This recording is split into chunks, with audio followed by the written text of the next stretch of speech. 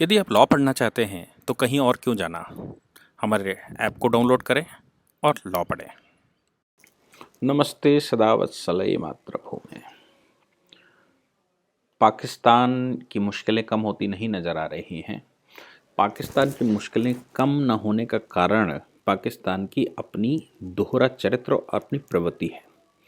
प्रवृत्ति से मतलब उसकी वो प्रवृत्ति जो लूट खसोट की है, दूसरों को नीचा दिखाने की है, अपने रिलीजन को संसार में सबसे बड़ा रिलीजन बताने की है। और मैं ही यही ध्यान में रखते हुए उन्होंने हिंदुस्तान से पाकिस्तान अलग किया था, लेकिन अभी भी उनको चैन की नींद मोदी सोने नहीं देंगे। उनको लगा था कि ट्रंप चले जाएंगे तो हमारी कुछ मुश्किलें आसान होंगी, इसलिए पाकिस्तानी मुसलमान जो पाकिस्तानी अमेरिकन है वो लगातार अमेरिका में ट्रंप के खिलाफ और बाइडेन के फेवर में प्रचार कर रहा था।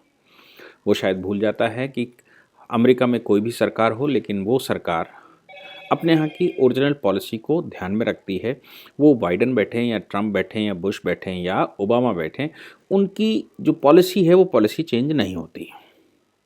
आज उसका एक इलस्ट्रेशन सामने दिखाई दिया कि यूएस प्रशासन ने पाकिस्तान को सीधी चेतावनी दी। यूनाइटेड स्टेट के जो सेक्रेटरी हैं उन्होंने पाकिस्तान के फॉरेन मिनिस्टर से बात की और फॉरेन मिनिस्टर से बात करते हुए उन्होंने कहा कि ये जो वॉल स्ट्रीट जर्नल के पत्रकार या उनके जो ब्यूरो चीफ साउथ एशिया के लिए थे, जिनका केंद्र मुंबई था, उनको पाकिस्तान में मारा गया था।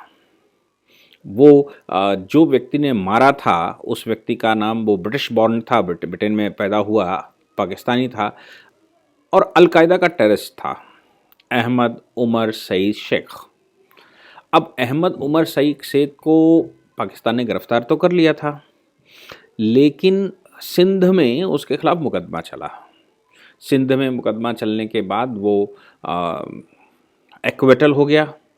उसके एक्विटल पर जो वॉल स्ट्रीट जर्नल के पत्रकार डैनियल पर्ल, जिनकी हत्या 2002 के लगभग की गई थी, उनके परिवार ने ऑब्जेक्शन दिखाया। उन्होंने कहा कि ये इस्लामिक बचाव है, और चूंकि वो मुसलमान था और चूंकि वो जो जर्नलिस्ट डैनियल पर्ल आईएसआई और अलकायदा के संबंधों के विषय में रिसर्च कर रहे थे, वो पाकिस्तान में थे, सिंध प्रांत में थे, अलकायदा का आईएसआईएस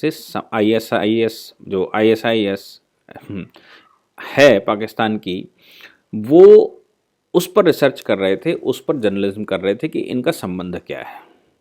इन संबंधों के रिसर्च करते समय उनकी हत्या इस व्यक्ति ने, अहमद उमर शेख ने कर दी थी, और अब इस व्यक्ति की गिरफ्तारी करने के बाद इसके ऊपर मुकदमा चल रहा था।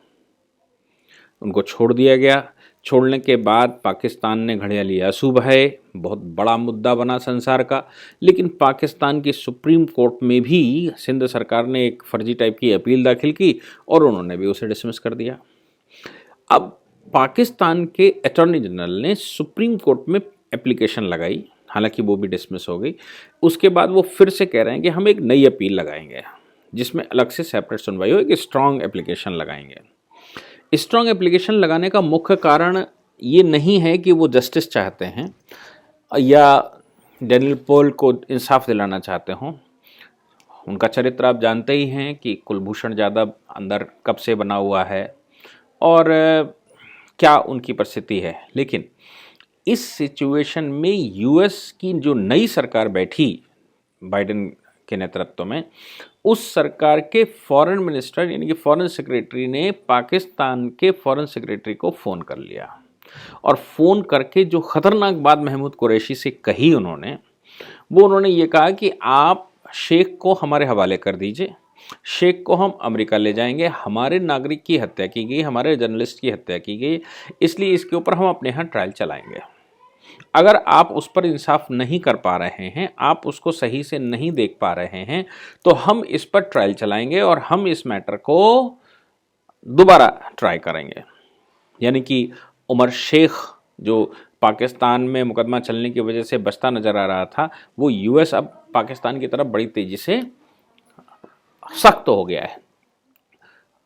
पाकिस्तानी प्रशासन हमेशा से ये सोचता रहा कि वो बाइडेन के आने के बाद कुछ सेफ हो जाएगा, बाइडेन उनको बचाएंगे, लेकिन ऐसा नहीं हुआ।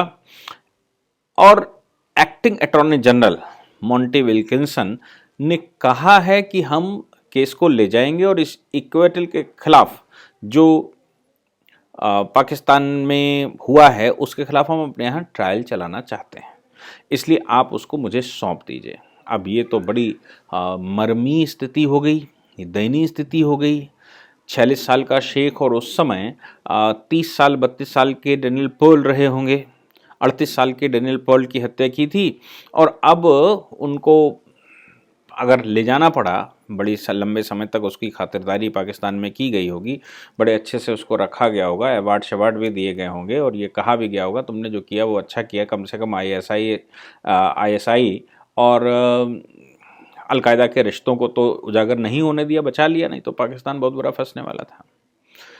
पाकिस्तान के इस मामले में एक चीज़ ध्यान देने की बात है कि ये जो शेख है, ये भारत में जो एक फ़्लाइट 814 बोइंग 814 उठाया गया था, हाईजैक किया गया था, जिसमें 150 पैसेंजर थे, 1999 की बात है, उसमें भी ये शामिल था।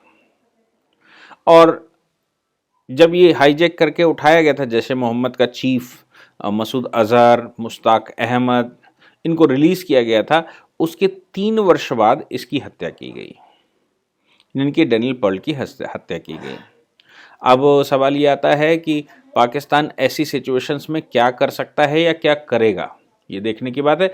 लेकिन पाकिस्तान का कैरेक्टर आप देख सकते हैं कि इतने बड़े हत्याकांड में किसी व्यक्ति के शामिल होने के बावजूद, इतने बड़े केस में किसी व्यक्ति के ने भाग लिया हो, उस पर पाकिस्तान सरकार ने एविडेंसेस कलेक्ट किए हों, हालांकि उन्होंने बड़ी कमजोरी से मुकदमा लड़ा होगा, इसमें कोई शक नहीं है, लेकिन उसको एक्विटल हो जाए, ये कुछ हजम नहीं होती दिखाई पड़ रही। लेकिन भय बिन प्रीत न होत गोसाई, चूँकि भय है अमेरिका पता नहीं क्या एक्शन ले लेगा, और अमेरिका ने साफ कह दिया है कि आपने हमारे नागरिक को मारा है, उमर शेख को हमको दे दीजिए, हम उस पर इन्वेस्टिगेशन भी कर लेंगे, उस पर ट्रायल भी चला लेंगे, मेरा नागरिक उसने मारा है इसलिए हम उस पर ट्रायल चलाकर उसको सजा देंगे। ऐसी सिचुएशन में पाकिस्तान बहुत बुरा फंसता नज़र आ रहा है। पाकिस्तान क्या करे उसको कुछ समझ नहीं आ रहा, इसलिए वहाँ के अटॉर्नी जनरल ने सिर्फ एक बात कही कि हम एक स्ट्रॉन्ग एप्लीकेशन सुप्रीम कोर्ट में लगाएंगे और उसके बाद सुप्रीम कोर्ट में उसकी सुनवाई करवाएंगे। कितनी स्ट्रॉन्ग एप्लीकेशन लगाते हैं और क्या करते हैं और यूएस उनसे क्या मांग लेता है, तो बाइडेन प्रशासन कैसे उनके खिलाफ रिएक्ट करेगा इन फ्यूचर, ये तो देखने की बात होगी। वैसे बाइडेन प्रशासन, जहाँ तक लग रहा था कि वो सोच रहे थे कि हमें बाइडेन से रिलीफ मिलेगी, बाइडेन प्रशासन से उनको रिलीफ लगती नहीं दिख रही है और वो फंसते ही जा रहे हैं। Thank you very much. इस पूरी ऑर्गेनाइजेशन को चलाने के लिए आप नीचे डिस्क्रिप्शन से हमारे ऐप को डाउनलोड कर सकते हैं, जिससे कि लॉ स्टूडेंट्स को, लॉयर्स को और आम आदमी जो लॉ जानना चाहता है वो पेड क्लासेस का लाभ ले सकता है।